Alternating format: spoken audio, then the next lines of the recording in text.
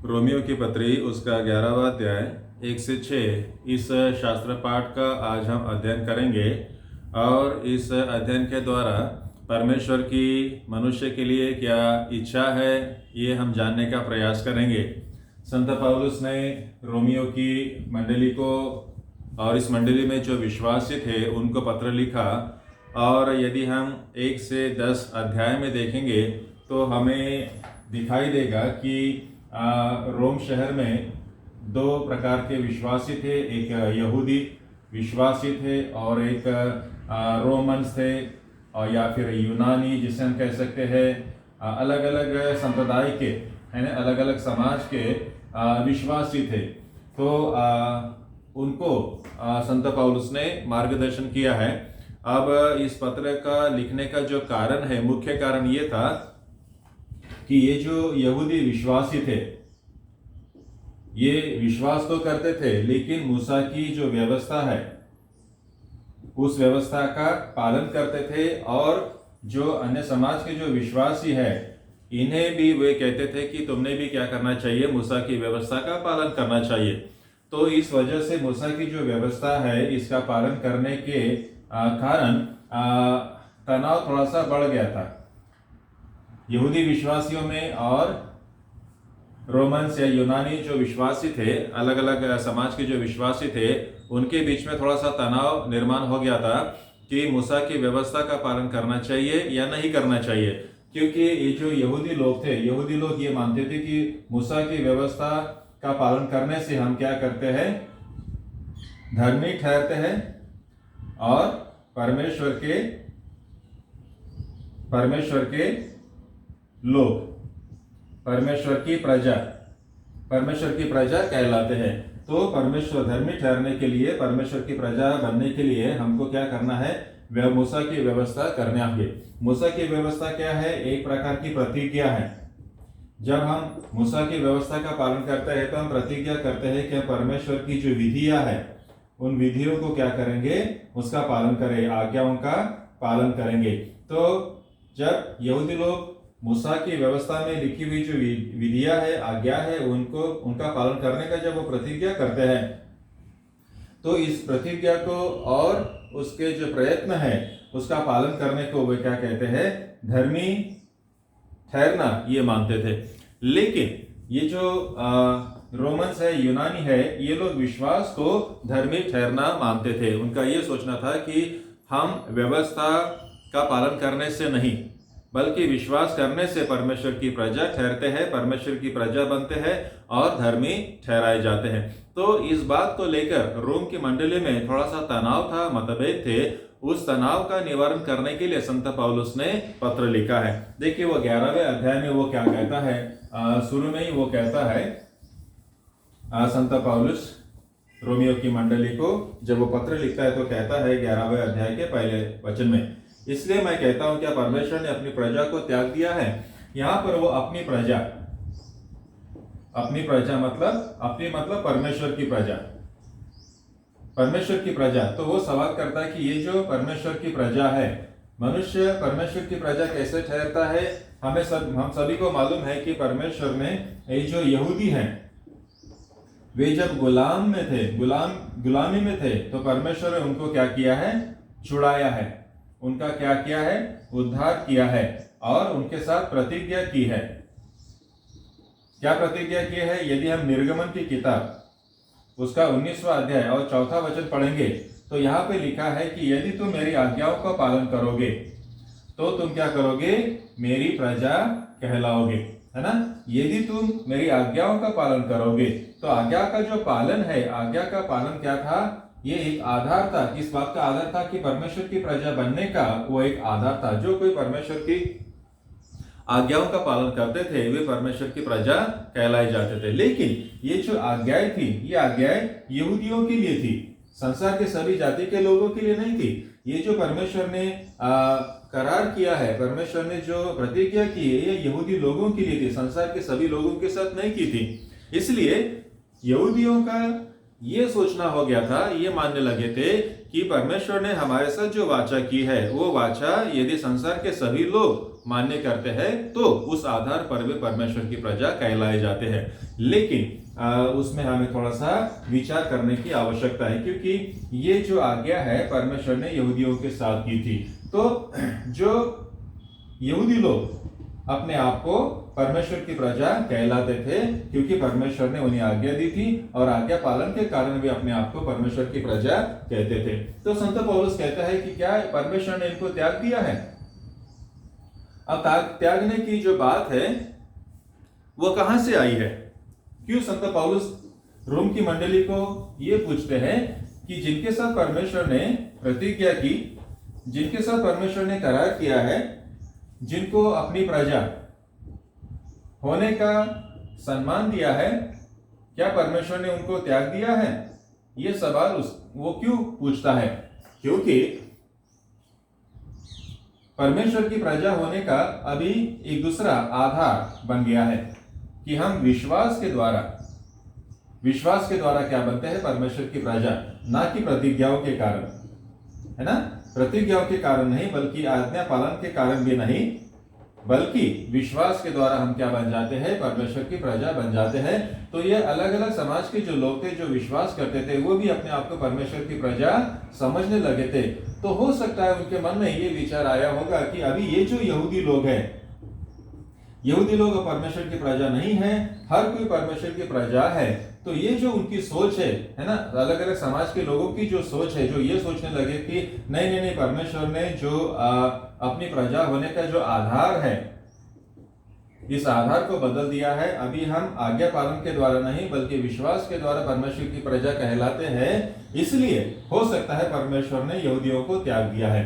तो ये सवाल, ये जो गलतफहमी अन्य समाज के विश्वासियों में मन में निर्माण हुई थी, उस गलतफहमी को दूर करने के लिए संत पौलुस कहते हैं कि नहीं, परमेश्वर ने अपने लोगों के साथ जो प्रतिज्ञा की थी, यहूदियों के साथ जो प्रतिज्ञा की थी, और आज्ञा पालन के द्वारा उन्हें अपनी प्रजा होने का जो सम्मान दिया था, उसको उनको परमेश्वर ने त्यागा नहीं है।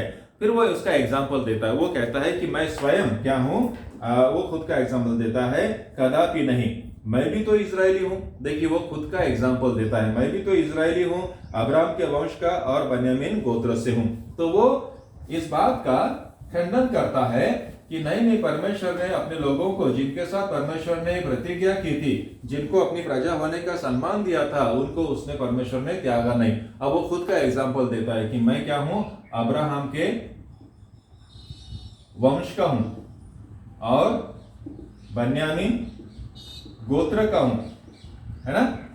तो वो कहता है यदि परमेश्वर ने यहूदियों को त्याग दिया होता तो शायद मुझ पर अनुग्रह नहीं किया होता। हम सभी जानते हैं संत पौलुस के बारे में, परमेश्वर ने संत पौलुस पर अनुग्रह किया है।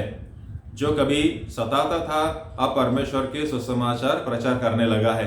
तो ये परमेश्वर का अनुग्रह उस पर हुआ है। तो वो अपना एग्जाम्पल देकर कहता है कि नहीं, परमेश्वर ने अपने लोगों को त्यागा नहीं है। यदि परमेश्वर ने अपने लोगों को त्यागा होता तो आज मैं आपके सामने खड़ा नहीं रहा होता। फिर वो दूसरा एग्जाम्पल देता है एलिया के बारे में। हम सभी जानते हैं अहाब राजा था, है ना?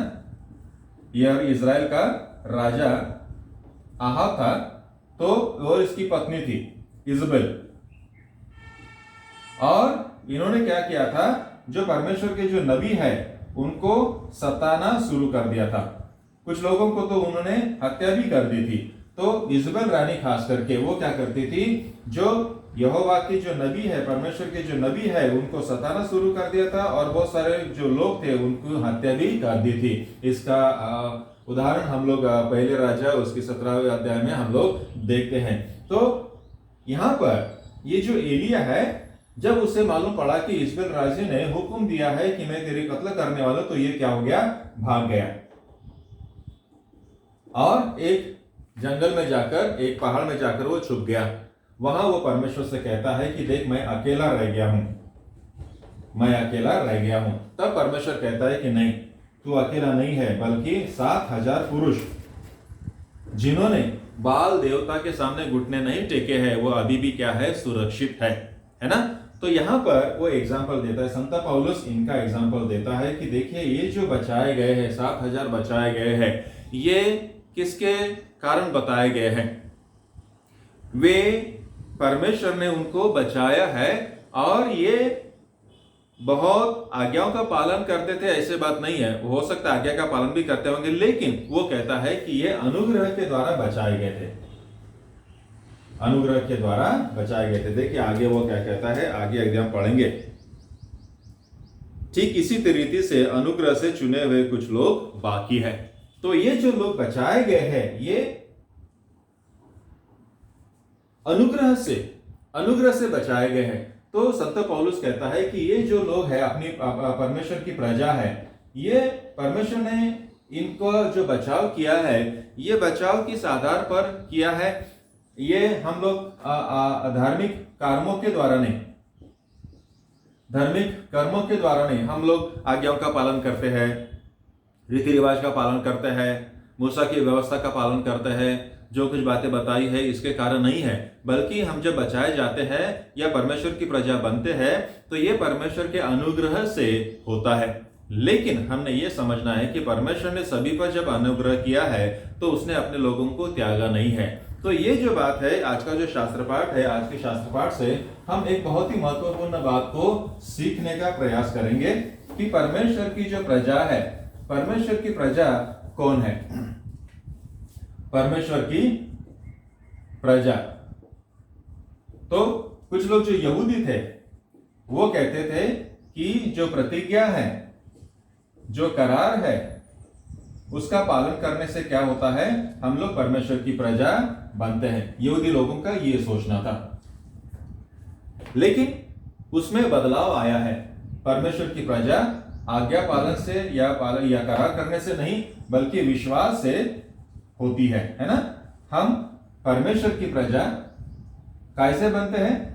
केवल आज्ञाओं का पालन करने से नहीं, प्रतिज्ञाओं का पालन करने से नहीं, रीति रिवाज का पालन करने से नहीं, मूसा की व्यवस्था को मानने से नहीं, बल्कि विश्वास करने से हम लोग क्या ठहरते हैं? परमेश्वर की प्रजा ठहरते हैं और धर्मी ठहरे जाते हैं। इसी बात को लेकर तो प्रभु यीशु के साथ और फरीसियों के साथ झगड़ा हुआ था। फरीसी लोगों को मूसा की व्यवस्था का पालन करने के लिए सिखा रहे थे, रीति रिवाज का पालन करने के लिए सिखा रहे थे, लेकिन यीशु मसीह और उनके चेलों ने लोगों को परमेश्वर पर विश्वास करने के लिए सिखाया है। तो केवल आज्ञा पालन करना सफिशिएंट नहीं है, हमें विश्वास करने की जरूरत है। तो परमेश्वर हमें विश्वास के द्वारा उसकी प्रजा होने का सम्मान देते हैं। तो आज भी कई लोग हैं जो रीति रिवाज का पालन करने को धार्मिकता समझते हैं।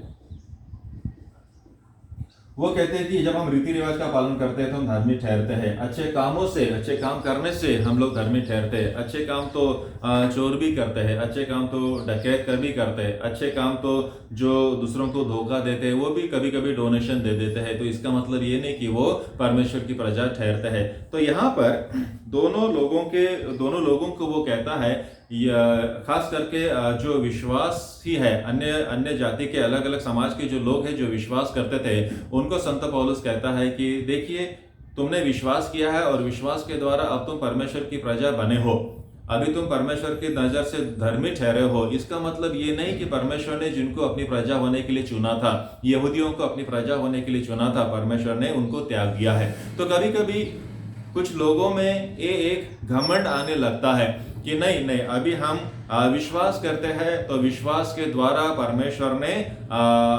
परमेश्वर की हम प्रजा ठहरे हैं। और जो लोग जन्म से है ना, जैसे मान लो यहूदी है या फिर परमेश्वर की प्रजा में जो जिनका जन्म हुआ है, उन पर वो क्या करते हैं? हंसते हैं। आज यदि हम आज के समय में देखेंगे तो जो नए विश्वासी होते हैं, तो नए विश्वासी क्या करते हैं? जो जन्म से मसीह है, जिन्होंने बचपन में ही बपतिस्मा लिया है, दृढ़ीकरण हुआ है, जिन्होंने प्रतिज्ञा की है, उन पर वो क्या करते हैं? हंसते हैं। तो हमने हंसना नहीं है। जैसे विश्वास के द्वारा हम परमेश्वर की प्रजा ठहरते हैं, इसका मतलब ये नहीं है कि जो मसीह है या जो यहूदी है, जो अपने आप को परमेश्वर की प्रजा मानते हैं, परमेश्वर ने उनको छोड़ नहीं दिया है।